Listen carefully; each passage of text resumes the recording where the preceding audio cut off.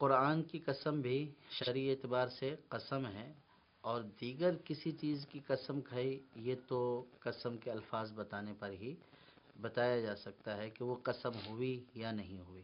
البتہ قسم کا کفارہ یہ ہے کہ 10 مسکینوں کو کھانا کھلائے یا 10 مسکینوں کو کپڑا پہنائے، ان دونوں میں اختیار ہے، چاہے تو کھانا کھلا دے چاہے کپڑا پہنائے۔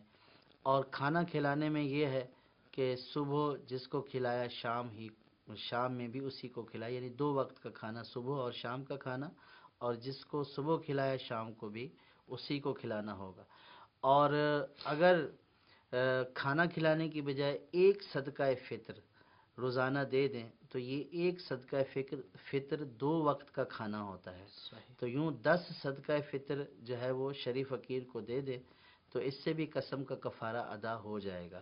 اگر کھانا کھلانے کی طاقت نہیں ہے یا صدقہ فطر دینے جتنی رقم نہیں ہے اور نہ ہی ان کو کپڑے پہنا سکتا ہے تو پھر مسلسل 3 دن کے روزے رکھنے ہوں گے۔